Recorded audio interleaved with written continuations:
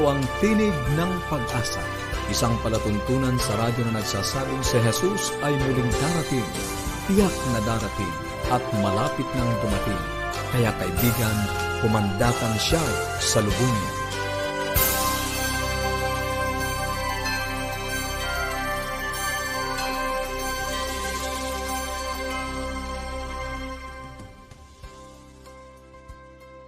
Maganda, masaya, puno ng pag-asa ang pagbati po namin sa inyo, aming mga ginigiliw na kaibigan at taga-subaybay dito sa ating programang Tinig ng Pag-asa na hatid sa inyo ng Adventist World Radio. Ako po ang inyong kaibigan, Melo Anademong.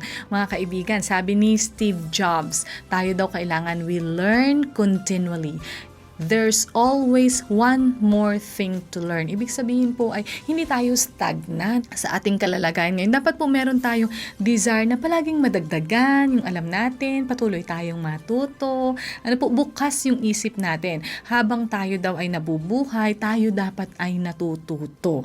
No? We learn continually. Amin po kayong patuloy na inaanyayahan dito sa ating programa. Kami po ay araw-araw yung mapapakinggan, alas 6 hanggang alas 7.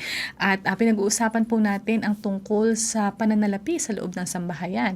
Yan po ang ating topic kung paano natin mas mamamanage ang ating pong mga salapi, yung matalinong paggamit.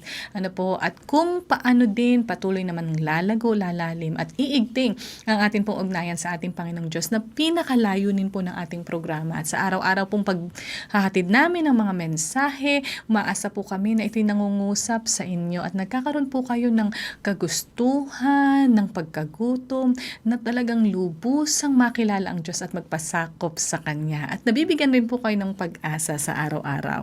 Sa inyo naman po na nagnanais na makatanggap ng mga aklat at aralin sa Biblia na atin pong ipinamimigay, huwag po kayong mag-atubiling tumawag or mag-text sa 0917-174-2777, 0917-174-2777, or sa 0968-853-6607, 0968-853-6607. Ang atin pong toll-free number para sa mga kaibigan natin na nasa ibang bansa, 1-800-132-20196. Pwede rin po kayo mag-send ng email sa connect@adventist.ph. And of course, Tinig ng Pag-asa is also on socials, our Facebook page, AWR Luzon, Philippines, at ang atin pong YouTube channel, Adventist World Radio North Philippines. Paki-like po, paki-subscribe, follow, and please don't forget na i-share din po sa inyo pong mga kaibigan. Sa atin pong pagpapatuloy ng pag-aaral natin nga ng pamimera, pananalapi, ay tungkol sa trabaho ngayon ang ating pag-uusapan. Gusto niyo po ba yung trabaho niyo? Mahal niyo po ba? Nag-i-enjoy ba kayo sa inyo pong ginagawa? Ang sabi, yung iba naman, they like their work. Yung iba, tinitiis na lang nila yung trabaho nila kasi wala namang choice. Kailangan nilang kumain, araw-araw, mabuhay. Pero kokonti daw po, minority lang yung talagang nasusumpungan nila yung trabaho na love nila. Saan po kayo dun napapabilang? Gusto, tinotolerate, or love niyo talaga yung work ninyo? Or hate niyo yung work nyo? Mahalin ang trabaho. Yan po ang ating paksa ngayon. Muli, ibigay natin ang panahon kay Ma'am VG Cueto. Isa na naman pong mapagpalang araw ang bati ko sa inyo, mga ginigiliw na mga tagapakinig at tagapanood nitong ating programa. Bago ako magpatuloy, nais kong batiin ang aking mga kaopisina. Ayan, si Papa Joe, si Ann, at si Misty. Ganon din si Tayin na busy palagi sa accounting department. At lahat-lahat po ng aking mga kamanggagawa. At gusto ko ring batiin syempre ang aking asawa na nasa Chaong, Quezon. Ganon din ang aking mga anak, si Ina na nasa Batangas, at si Melissa na nasa Chaong, ang aking mahal na ina na nasa Chaong. Sana po ay nasa mabuti kayong kalagayan. At ang iba po pong mga nakikinig na aking mga kaibigan. Ngayon po ang ating topic ay mahalin ang trabaho. Bakit? Kasi ito po ang ating pinagkukunan ng pera na ginagamit natin sa ating pamilya. Marami ay walang trabaho, di po ba? At sila ay hirap sa acquire o pagbili ng kanilang mga pangangailangan sa araw-araw. Yung iba naman ay may mga trabaho. Subalit dumadating yung time na parang napapagod, nagsasawa, at may mga ibang mga problema kaya hindi nagtatagal sa trabaho. So pag-usapan natin, paano natin mamahalin ang ating trabaho? Paano tayo mawiwili dahil ito'y isa sa instrumento upang tayo ay magkaroon ng pera para ma-provide natin ang pangangailangan ng ating pamilya. So, bakit minsan parang ayaw mong pumasok sa trabaho? Siguro, maring nagsasawa ka sa ginagawa mo dahil routinary na lang, o minsan mayroon kang mga nakakasalamuha na nakakasamaan ng loob, o kaya naman ay dumadating sa buhay natin yung tinatawag na burnout, lalo na kung matagal na tayo sa ating trabaho, hindi po ba? Ito po ay naranasan ko rin po yan, na parang gusto mong magpalit ng trabaho o mag-resign o mag-retire, lalo na kung may edad na. So, narito po ang ilang tip para mahalin natin ang ating trabaho. Una po, simulan natin ang ating araw sa tamang paraan. So, pagkagising, huwag agad tayong babangon agad at kung ano-anong ating gagawin agad. Simulan natin sa pakikipag-usap sa Diyos. Ayan.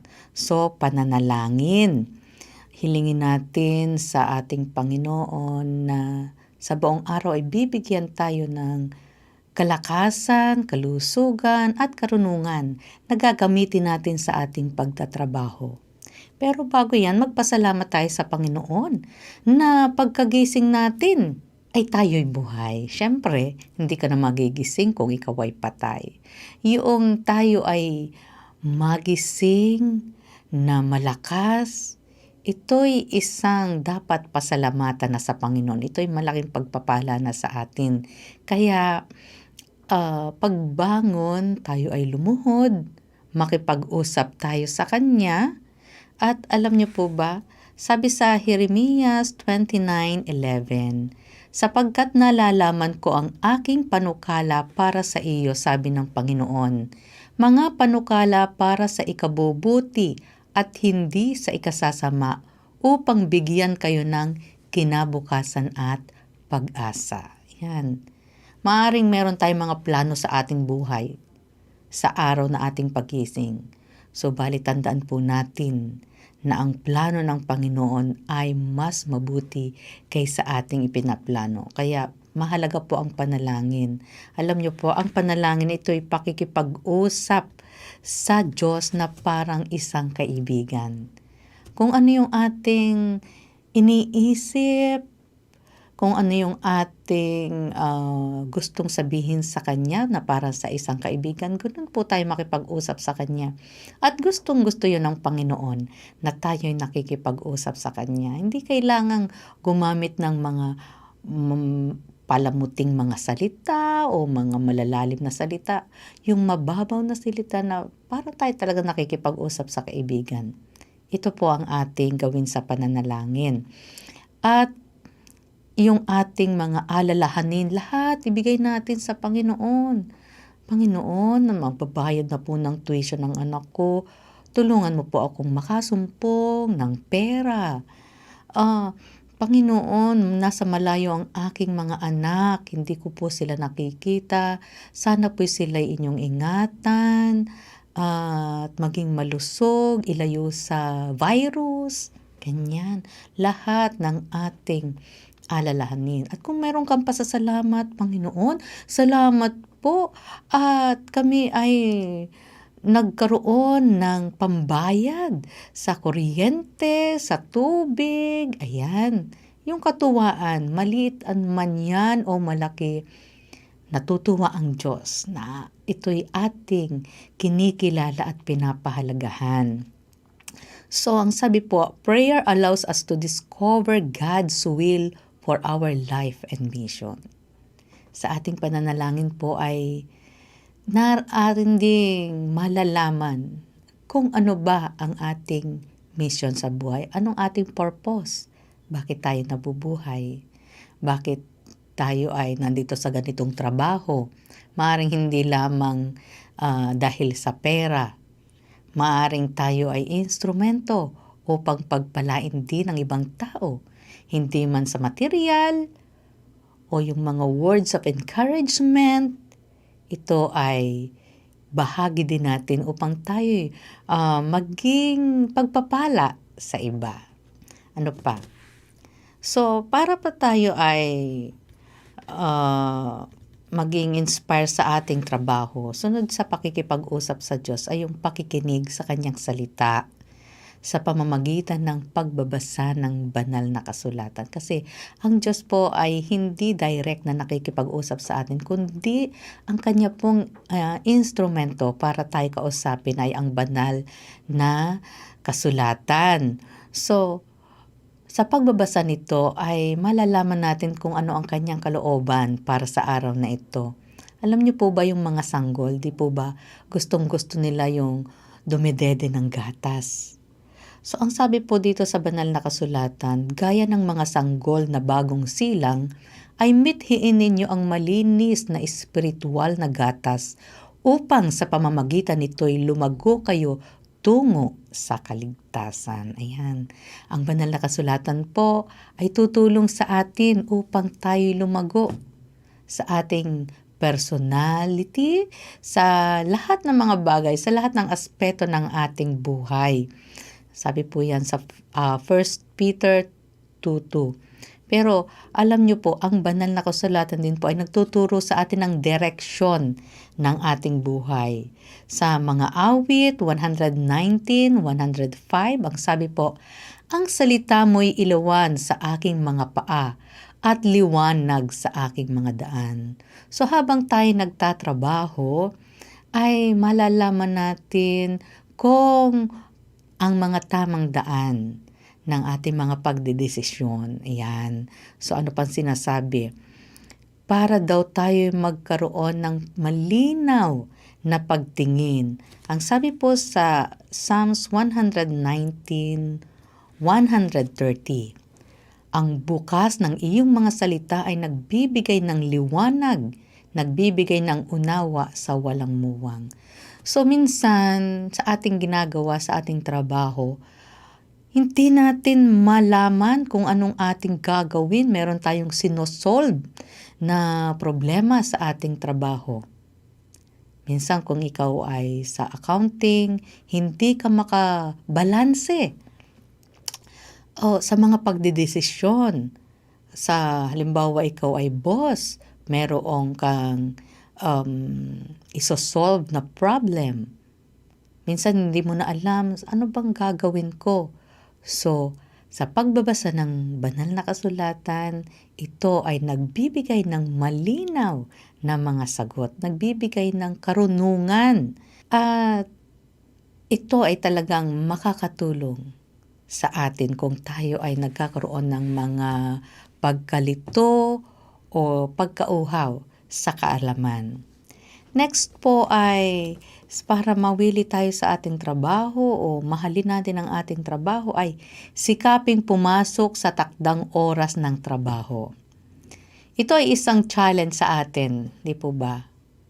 Minsan mahirap gumising ng maaga o kaya kung nagta-travel tayo, ito ay mga hadlang minsan sa matagal yung biyahe, ayan.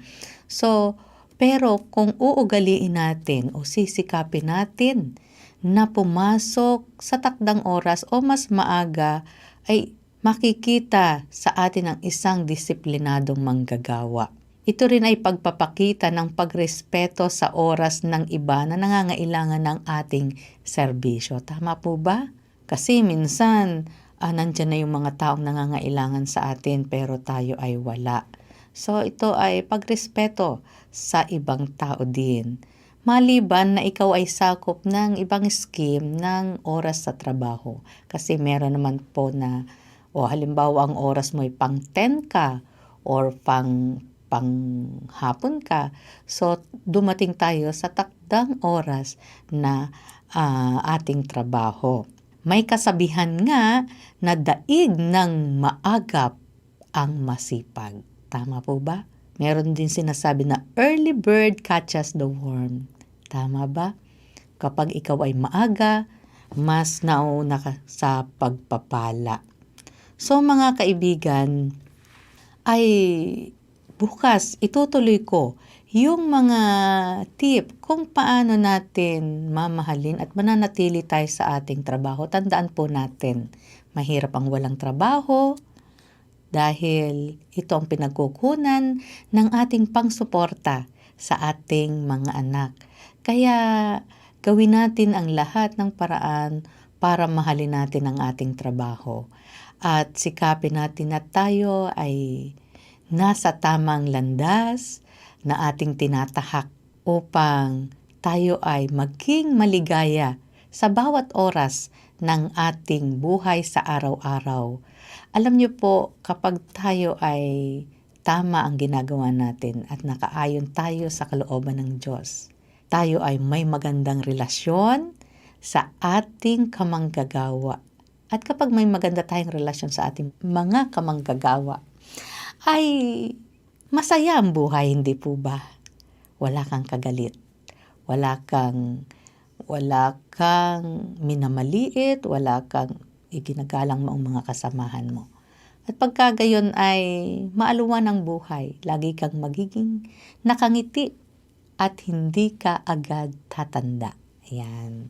So, mga minamahal na mga kaibigan, muli ay idadalangin natin na tayo ay maging malusog, malayo sa sakit at maligaya. Muli bukas ay abangan niyo po ang ating mga tatalakayin pa upang mahalin natin ang ating trabaho. Ito lamang po ang inyo pong lingkod, si VG, Ate VG, Tita VG. Tawagin niyo ako sa kung anong maganda para sa inyo na tawag sa akin. Ito lamang po at magandang araw pong muli sa inyong lahat. Maraming salamat po, Ma'am VG. Isa na naman na very relatable na presentation. Siguro yung iba sa atin burnout na nga sa ating trabaho. Maaaring may kinalaman dyan yung underpaid tayo, kulang yung pasweldo sa atin, hindi ideal yung kumpanya, kumbaga para sa ating healthcare, para sa ating well-being, may mga kanya-kanya tayong reasons, yung naman tayo ina-appreciate ng boss natin. So, paano ko nga ba mamahalin ang aking trabaho? Ang sabi po ay, hindi daw yun yung mga key evaluator sa ating buhay. Not the salary, not the people. You do your job well, not just for them, for the salary. No, you do your job for you. Para po sa ating sarili natin. Alam niyo po, we can always find enjoyment. And we should find enjoyment sa ating trabaho. Kasi pag masaya tayo, makakatulong yan sa financial success din naman natin. At maganda yung mga binanggit ni Ma'am VG, yung ipanalangin natin araw-araw before tayo sabak agad sa trabaho. Hindi ganun, before ay parang i-commit muna natin yung ating paggawa sa Panginoon, na pagkaanin, na samahan tayo, magkaroon tayo ng impact sa mga kasamahan natin. Ang sabi pa ay, yun, alamin natin ang panukala ng Diyos sa pamamagitan ng pagbabasa ng banal na kasulatan. Actually po, di ba, narinig ko yung make your passion your profession so work becomes play. But it doesn't always apply. At least, that's my opinion. That's for me. Habang hinahanap po natin yung passion natin, yung perfect job para sa atin, i-enjoy natin yung meron tayo ngayon and keep celebrating and expanding all the other joys of life that surround you. Kung hindi natin makuha yung gusto talaga nating trabaho, gawin pa rin natin yung gusto natin. Kahit outside work, maglaan tayo ng panahon para doon. Love the job you're in, and it will make every job much more enjoyable and rewarding. Mga kaibigan, kung kayo po ay may insight sa atin pong pinag-aralan ngayon, kung meron po kayong mga katanungan o kaya naman po gusto ninyo makatanggap ng mga aklat aralin sa Biblia na patuloy po nating ipinamimigay, makipag-ugnayan lang po kayo sa amin. Tumawag po or mag-text sa 0917-174-2777 or sa 0968-853-6607. Ang ating pong toll-free number sa mga kaibigan natin na nasa ibang bansa, 1-800-132-20196. Pwede rin po kayo mag-iwan ng komento, pagbate sa ating Facebook page, AWR Luzon, Philippines, or mag-send ng email sa connect@adventist.ph. And of course, we're also on YouTube, our channel, Adventist World Radio North Philippines. Sa bahaging ito, mga kaibigan, pakinggan po natin ang mensahe ng makalangit na awitin.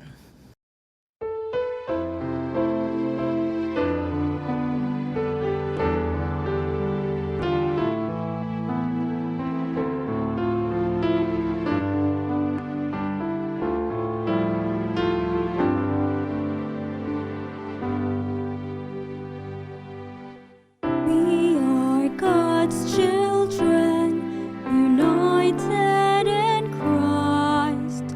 We grow in spirit, in heart and in mind.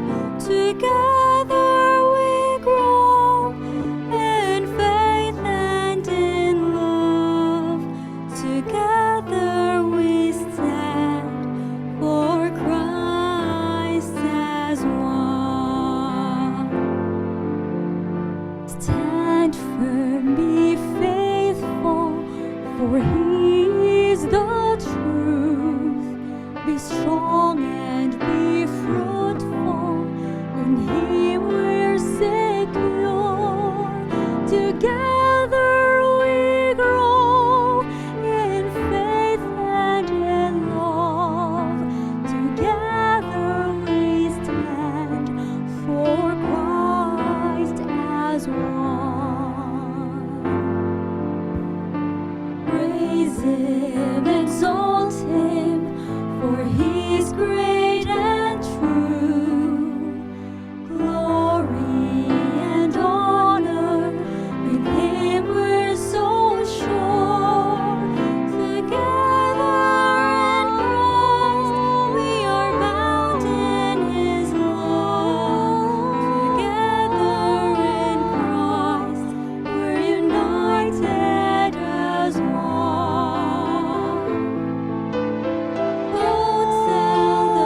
Tell the news of salvation. Tell the whole world God's great love. Go tell the world Jesus Christ soon return. We will meet there in heaven eternally. We will meet there in heaven eternally. Together we grow in Christ, grow in Christ.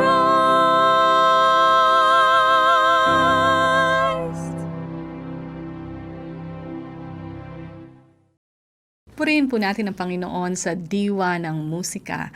Mga kaibigan, ang mga ganitong music, ito po sana yung ating pinapakinggan sa araw-araw. Hindi yung minsan music na parang ingay, mas lalong nakakapagpaten sa atin. Dapat yung music na nagsusooth sa ating pakiramdam at higit sa lahat yung ating pong isipan itinataas sa ating Panginoon.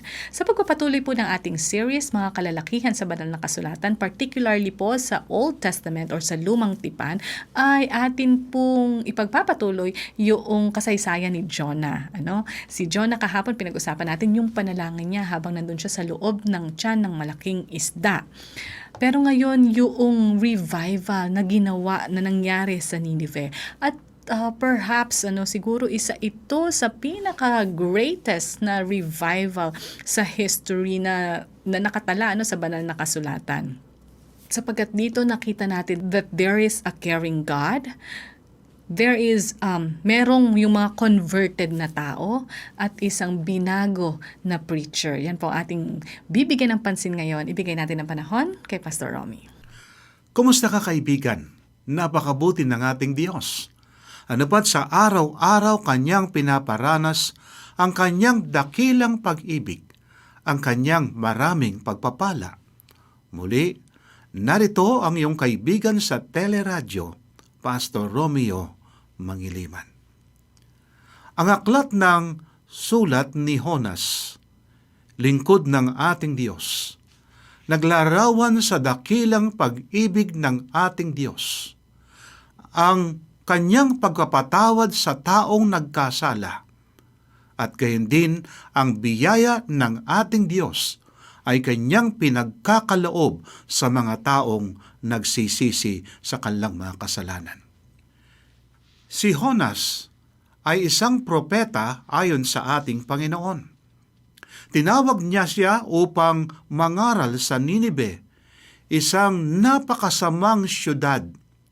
Nanupat ang syudad na ito ay merong 60 miles around at wika, meron siyang 600,000 people at meron siya ngayong pader na napakataas, 100 feet ang kanyang taas, at sapagkat malapad ang kanyang pader, maaring magkaagapay ang 3 chariots na kapagka sinasakyan at nagpapatrolya ang mga sundalo ng Ninibe. Subalit ang lugar na ito ay kinakailangan bigyan ng pagkakataon ng ating Panginoon upang ipangaral ang kaligtasan, sapagkat kung sila ay hindi magbabago, tiyak na mamamatay at sisirain ng Diyos ang Ninibe. Kaya nga tinawag ng Diyos si Jonas upang ipangaral ang pabalita at talikuran ng mga tao ang masamang gawa. Subalit ang kanyang lingkod, sa halip na siya'y pupunta sa Ninibe, siya'y sumakay ng barko sa Joppa upang pumunta sa Tarsis. Subalit ang Diyos ay gumawa ng paraan. At ayon sa ating nakaraang istorya, nagkaroon ng malakas na bagyo at pagkatapos ngayon si Jonas ay itinapon sa dagat ayon sa sinasabi niya at naghanda naman ng isang malaking isda ang ating Panginoon.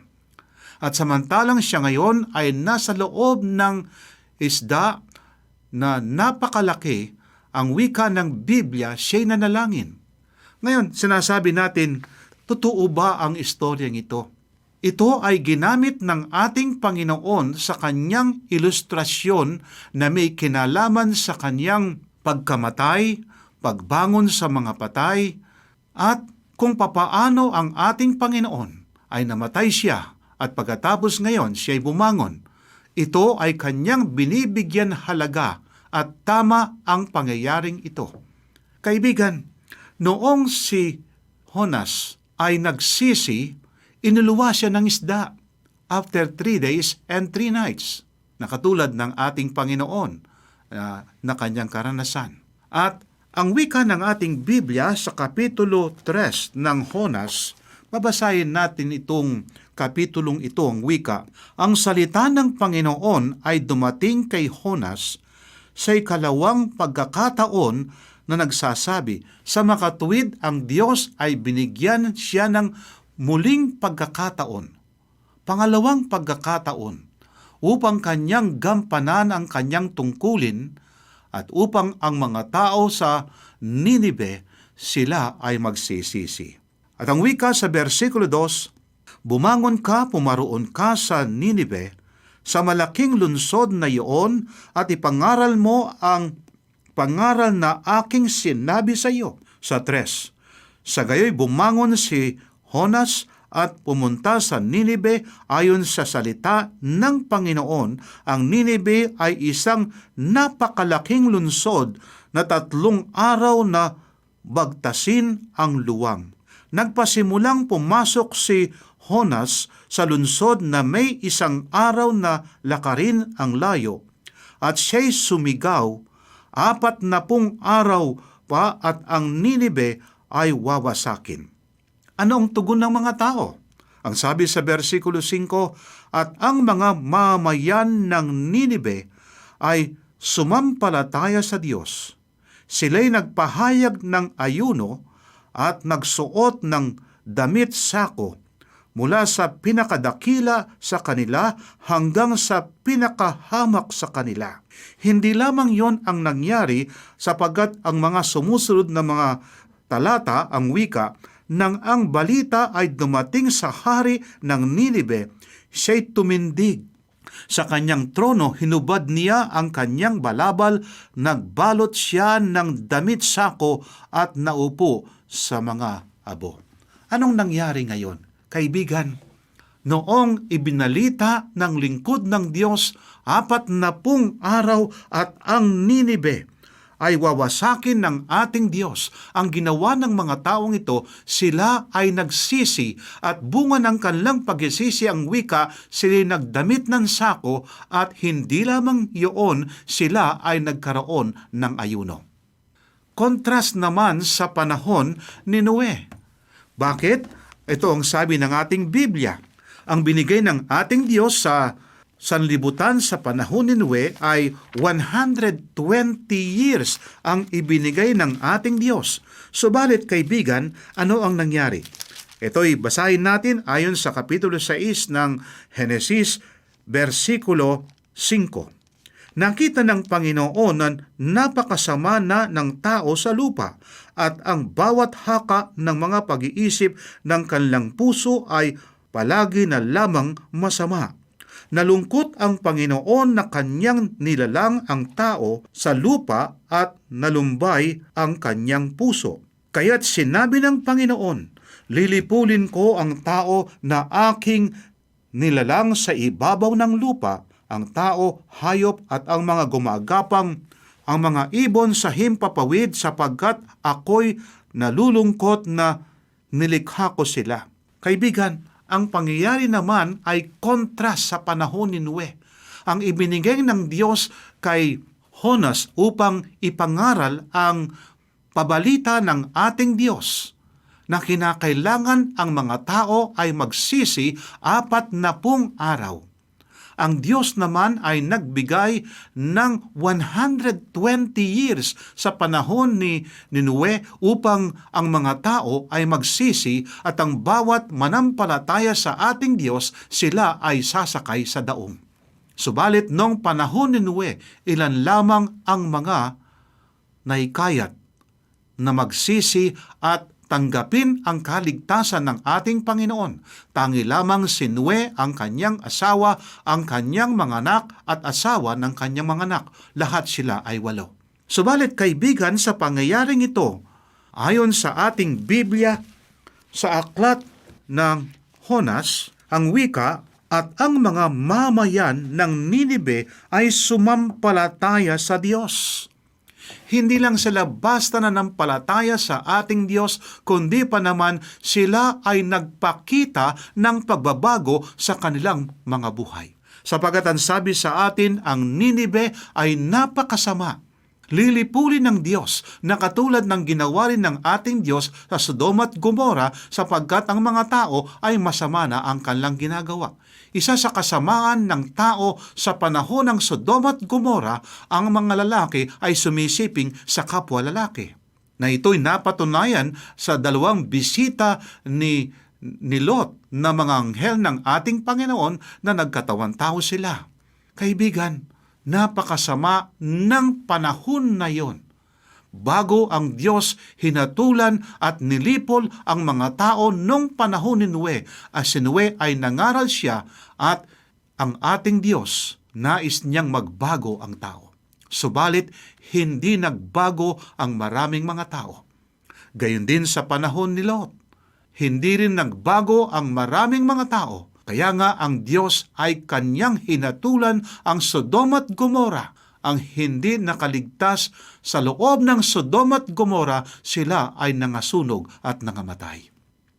At ang sabi pa ng ating Biblia, sa ating kapanahunan ngayon, ang nangyari sa unang panahon, sa panahon ng matandang tipan, ayon sa Henesis Noong nangaral si Noe, ano bang kalagayan ng sanlibutan noong panahon na yon na ang ating Biblia, mismo ang ating Panginoon, ginamit na halimbawa ang pangyayaring iyon? Ang wika sa atin, sa Kapitulo 24, 37 hanggang 39 ng San Mateo, kung paano sa mga araw ni Noe, gayon din naman ang pagdating ng anak ng tao.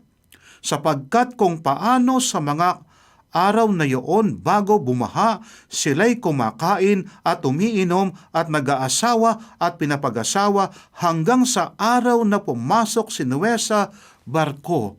At hindi nila nalalaman hanggang sa dumating ang baha at tinangay silang lahat, ay gayon din naman ang pagdating ng anak ng tao. Ano sabi sa ating Biblia? Kumakain sila, umiinom sila. Hindi ba ganito ang ating panahon din ngayon? Ang daming mga kinakain ng tao na hindi pinapakain ng ating Diyos. Kaya ngayon, maraming sakit ang mga tao sa ating kapanahunan. Umiinom sila ng agua de pataranta na sila'y nalalasing. Hindi ito yung panukala ng ating Diyos. At ang wika, sila'y nag-aasawa, nagsisipag-asawa. Hindi masama ang mag-asawa kung ito'y nasa lugar.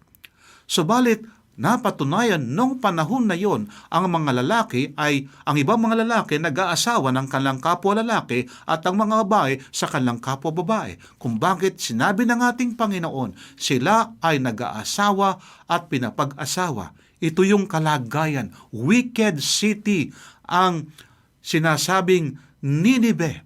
Kaya nga kinakailangan ngayon ang lingkod ng Diyos ay mangaral upang magbago ang mga tao at hindi nasisirain ng Diyos ang Ninive noong panahon ni Jonas.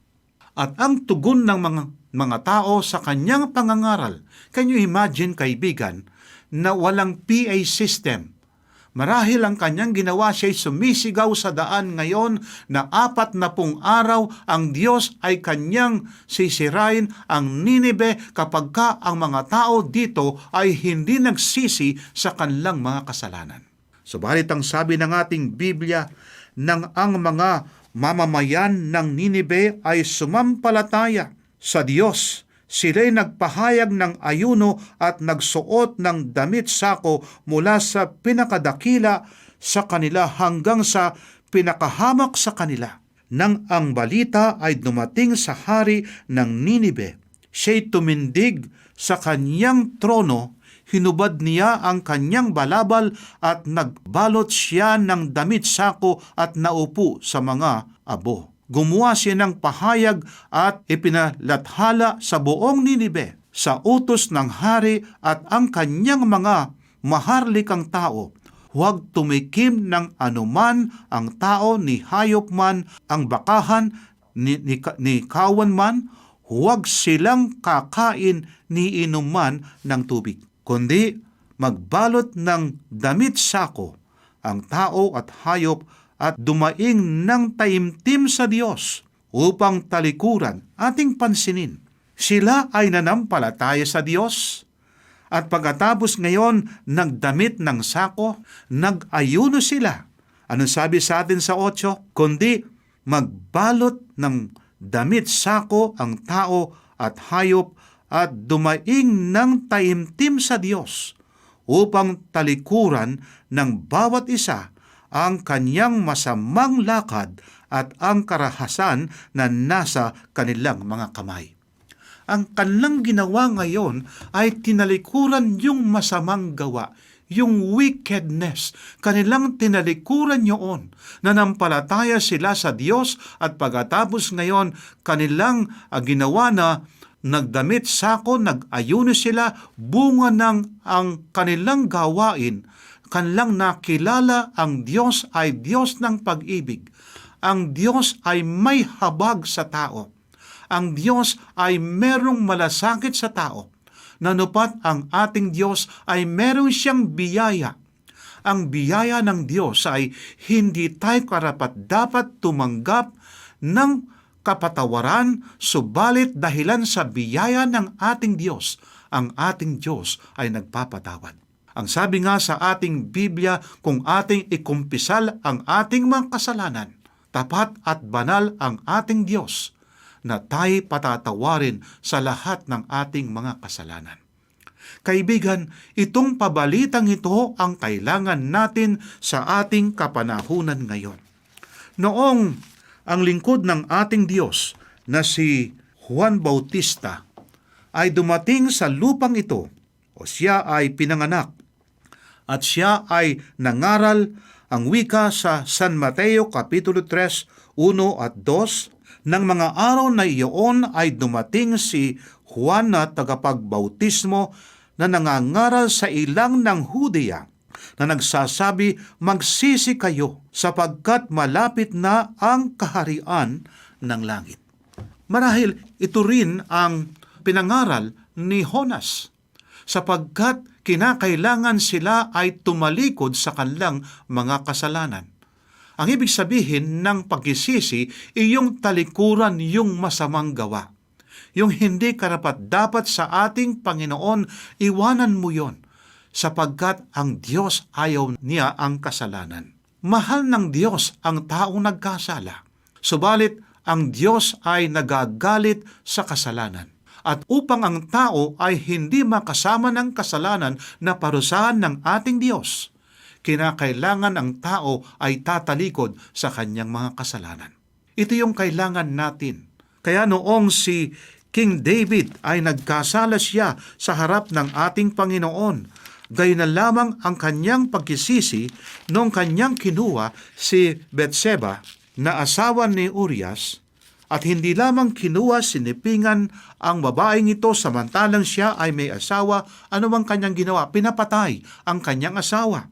At noong ang lingkod ng Diyos na si Propeta Nathan ay sinabi sa kanya ang isang parabola, kaibigan, nagsisi ng gayon na lamang si Haring David.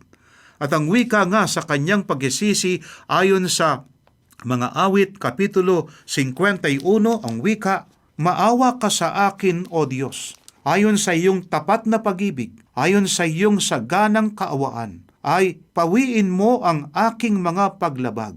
Hugasan mo akong lubos sa aking kasamaan, at linisan mo ako sa aking kasalanan. Sapagkat aking nalalaman ang mga pagsuway ko. Kinilala niya ang kanyang pagsuway, ang kanyang ginawang pagkakamali, kanyang naalala na ito ay labag sa kalooban ng ating Diyos. Kaya nga siya nagsisi. At ang sabi pa sa kanyang panalangin sa ating Panginoon, linisin mo ako ng hisopo, at ako'y magiging malinis, hugasan mo ako, at ako'y magiging higit na maputi kaysa niebe.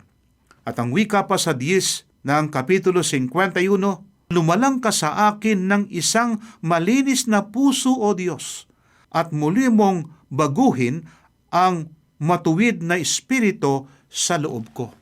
Kaya ito yung kanyang panalangin. Kinilala yung kanyang nagawang pagkakamali. Kaya ngayon si Jonas sa kanyang pangangaral sa Ninibe, ang mga tao ay nanampalataya. Tinanggap nila ang aral sapagkat ang Diyos ay kanyang wawasakin ang syudad na ito. At hindi lamang 8 o 10 ang nagsisi, ang wika, ang mga mamamayan ng Ninibe ay sumampalataya sa Diyos. Sa makatuwid ang wika, mula sa mga dakila hanggang sa pinakahamak sa kanila ay nagsisi. Hindi lamang yun ang nangyari, ang wika pa, maging ang hari ay tumalikod sa kanyang mga kasamaan o yung kanyang gawing mali, at ang kanyang mga kasalanan ay kanyang tinalikuran ang mga ito, nagsisi siya. At sapagkat nagsisi siya, ang wika ng ating Biblia, sino ang nakakaalam, ayon sa versikulo 9, maaring umatras at magbago ng isip ang Diyos at tumalikod sa kanyang nagniningas na galit upang tayo huwag mamatay. Versikulo 10, nang makita ng Diyos ang kanilang ginawa, na sila'y humiwalay sa kanilang masamang lakad Ating pansinin, sila ang wika ay humiwalay sa kanilang masamang lakad. Nagbago ng isip ang Diyos tungkol sa kasamaan na kanyang sinabing gagawin niya sa kanila at hindi niya iyon ginawa. Sapagkat sila nagsisi, nagbago sila ng pananaw at sila ay sumampalataya sa ating Panginoon ngayon. Sila ay tumalikod sa kanilang ginawang mga kasalanan ngayon. Iniwan nila yung masama sa harapan ng ating Panginoon, kaibigan. Hindi natuloy ang pagkasira ng Ninive. Anong kailangan natin sa ating panahon ngayon? Narito ang pabalita ng ating Panginoon sa panahon na ang aklat ng Apokalipsis ay ibinigay ng Diyos kay San Juan. Ang wika sa Kapitulo 2, versikulo 5, ito yung pabalita ng ating Panginoon sa iglesia ng Epeso. Ang wika, kaya't alalahanin mo kung saan ka nahulog, magsisi ka at gawin mo ang mga bagay na ginawa mo nung una, kung hindi, darating ako sa iyo at aalisin ko ang iyong ilawan mula sa kinalalagyan nito, malibang magsisi ka. Kaibigan, ito yung kailangan natin sa ating panahon ngayon. Tayo magsisi, talikuran natin yung ating mga gawa na hindi ayon sa kalooban ng ating Panginoon. At ang sabi nga ngayon ni Apostol Pedro sa kanyang pangangaral ayon sa aklat ng Gawa, ito yung sabi ng ating Biblia. Gawa Kapitulo 2, versikulo 38 ang wika, at sinabi sa kanan ni Pedro, magsisi kayo at magpabautismo ang bawat isa sa inyo sa pangalan ni Jesucristo upang mapatawad ang inyong mga kasalanan at tatanggapin ninyo ang kaloob ng Espiritu Santo. Sa makatuwid para tanggapin natin ang kaloob ng banal na Espiritu ngayon ng ating Diyos, kinakailangan tayo magsisi at ang wika, magpabautismo sa pangalan ng ating Panginoon upang patawarin ng Diyos ang ating mga kasalanan. Kaibigan, ang pabalitang ito ni Jonas naggaling sa ating Panginoon. Kinakailangan ang tao ay manampalataya sa ating Diyos. Talikuran ang kanyang masamang mga lakad, ang kanyang gawain na kasalanan. Talikuran niya at bilang pagbabago sa kanyang buhay na katulad ngayon ng nangyari sa Ninive, sila ay nag-ayuno, nagdamit ng sako. Nangangulugan ito ay pagbabagong buhay sa kanila. Nanupat para tayo ay patawarin ng ating Diyos, magkaroon tayo ng revival and reformation sa ating mga buhay, sapagkat malapit nang dumating ang ating Panginoon. Kaibigan, darating ang ating Panginoon para sa kanyang mga anak. Handa mo bang tanggapin ang liwanag ng Ebanghelyo ng ating Panginoon? Nais ng Diyos, kaibigan, ikaw ay maligtas. Subalit, hindi tayo liligtas ng ating Panginoon na labag sa ating kalooban.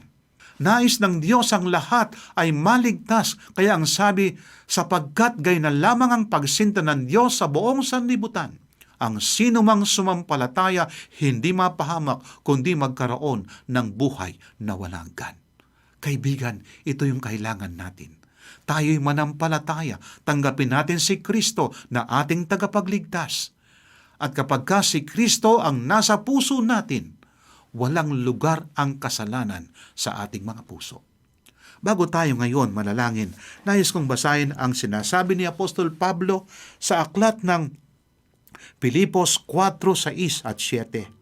Huwag kayong mabalisa sa anumang bagay, kundi sa lahat ng mga bagay, sa pamamagitan ng panalangin at pagsamo na may pagkapasalamat, ay ipaalam ninyo ang inyong mga kahilingan sa Diyos, at ang kapayapaan ng Diyos na hindi maabot ng pag-iisip ang mag-iingat ng inyong mga puso at mga pag-iisip kay Kristo Jesus. Kaibigan, meron ka bang pasanin? Ikaw ba'y nawalan ng trabaho? ang Diyos ay nagbibigay ng hanap buhay sa kanyang mga anak. Pero ang kailangan natin, talikuran natin yung ating mga kasalanan. Sapagkat ang Diyos ay hindi tutugon sa ating mga panalangin kung meron tayong darling sin sa ating mga puso. Talikuran natin, kaibigan. Ibulong mo sa Panginoon ang iyong kahilingan at ang Diyos ay tutugon sa ating panalangin. Tayo ay manalangin. Dakila at mapagpala po naming Diyos, marami pong salamat sa inyong mga pangako na ang mabuting kaloob ay galing sa aming Diyos.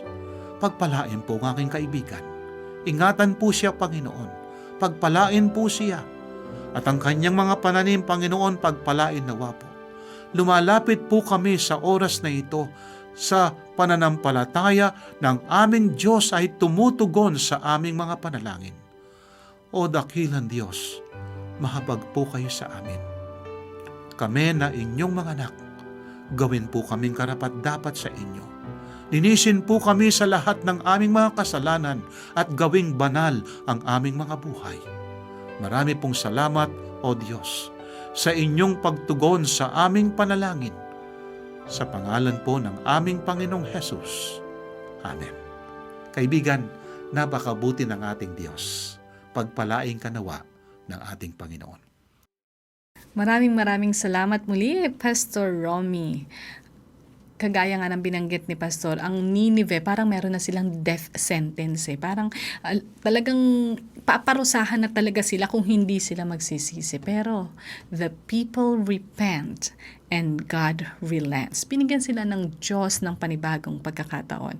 Kaya nga yung binanggit ko po kahapon na ang sabi ko ay, ayaw ng Diyos na nalilipulin niya ang mga tao. Ayaw niyang ang mga tao ay mamatay ng walang pag-asa sa buhay. Gusto niyang magligtas. Ayun, God doesn't want to smite. He wants to save. Dito po sa salaysay na to, nakita natin yung mga converted na tao na nung narinig nila yung mensahe ni Jonah, talagang nagsisi sila. Yung lubusang pagsisisi po na they had to wear sackcloth. Talagang nagsisi sila at talagang tumalikod sa paggawa ng kasalanan. Yung mga dati-rati ginagawa nila, kinalimutan nila at hindi na nila muling ginawa. Kaya ang sabi ay, yung mga habits, affections, isinorender na nila. Buong-buo yung kanilang pagsisisi at pagbabago. Ang tanong po has there been a change in our life? Talaga bang tayo ay na-convert? Alam niyo po, ang Diyos, kung paanong nagmamalasakit siya dun sa Nineveh, sa bayan ng Nineveh, nagmamalasakit din po siya sa atin ngayon. At handa po siyang tanggapin tayo. Yung panalangin na palaging sinasagot ng affirmative, ng oo, ay yung pong panalangin ng pagsisisi. Nakita natin yung pagbabagong buhay, pagpapanumbalik ng mga tao sa Nineveh. Mga kaibigan, kung kayo po ay may katanungan sa ating pag-aaral, kung kayo po ay naantig or nagnanais po kayo na magsaliksik ng mas malalim na banal na kasulatan, makipag-ugnayan lang po kayo sa amin. Ganun din po kung meron kayo mga prayer request. Meron po tayo mga prayer warriors dito sa ating team na handang samahan kayo, ilagak ang inyong mga kahilingan sa ating Panginoong Diyos. At higit sa lahat, ang Diyos po natin sa langit, siya po ay Diyos na sa tuwi-tuwi na ay nakikinig. Siya po ay Diyos na handang tugunin ang ating pong mga kahilingan. At siya ay Diyos na alam ang nararapat at pinakamabuti para sa atin. Atin po siyang pagtiwalaan. Kung kayo naman po ay nagnanais ng mga aklat-aralin sa Biblia na atin pong patuloy na ipinamimigay, mag-text lang po or tumawag sa 0917-174-2777 or sa 0968-853-6607, 0968-853-6607. Para po sa mga kaibigan natin sa ibang bansa, ang ating toll-free number 1-800-132-20196. Yan po ang inyong maaaring tawagan ng libre. Pwede rin po kayong mag-send ng email sa connect@adventist.ph. And of course, we are on socials, our Facebook page, AWR Luzon, Philippines, our YouTube channel, Adventist World Radio. North Philippines, at sa mga nagnanais po ng readily available, downloadable po ng mga Bible Study Guide for kids and adults, feel free to visit bibleschools.com/Central Luzon. Sa ngalan po ng bumubuo ng ating programa ni Pastor Romy ni Ma'am VG, magandang umaga po muli sa inyong lahat. Magkita-kita tayo bukas.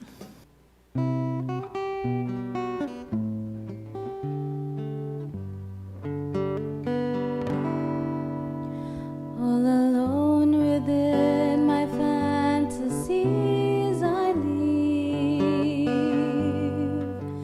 No one seems to want the things I've had to give. Just another person on an overcrowded earth. Then I met you and you've showed me how to have a real rebirth. I could never have imagined the changes you have made within my life.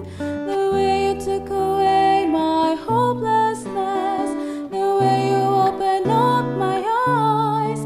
I could never have imagined the charming world you've taught me how to see. Thank you, Jesus, for all you've done for me.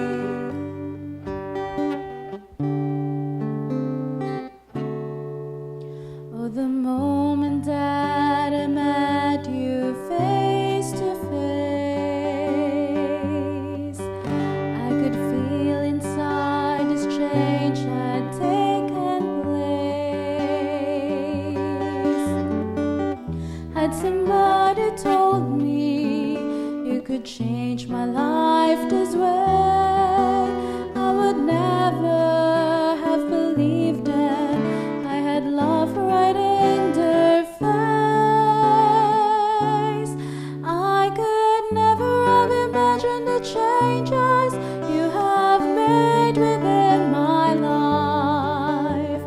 The way you took away my hopelessness, the way you opened up my eyes. I could never have imagined the charming world you taught me how to see.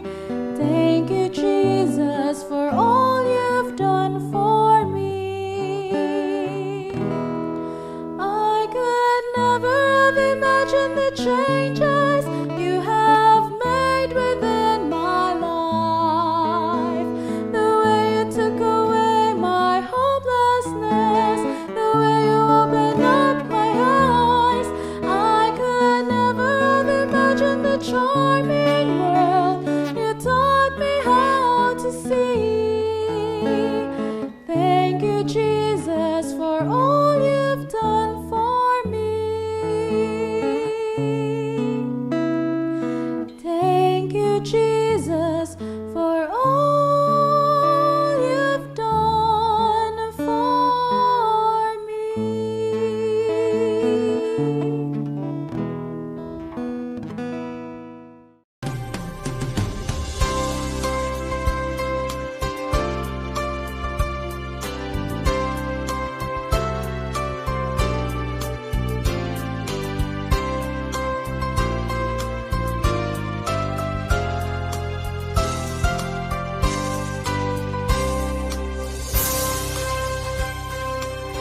Ito ang Tinig ng Pag-asa, isang palatuntunan sa radyo na nagsasabing si Jesus ay muling darating, tiyak na darating, at malapit nang dumating.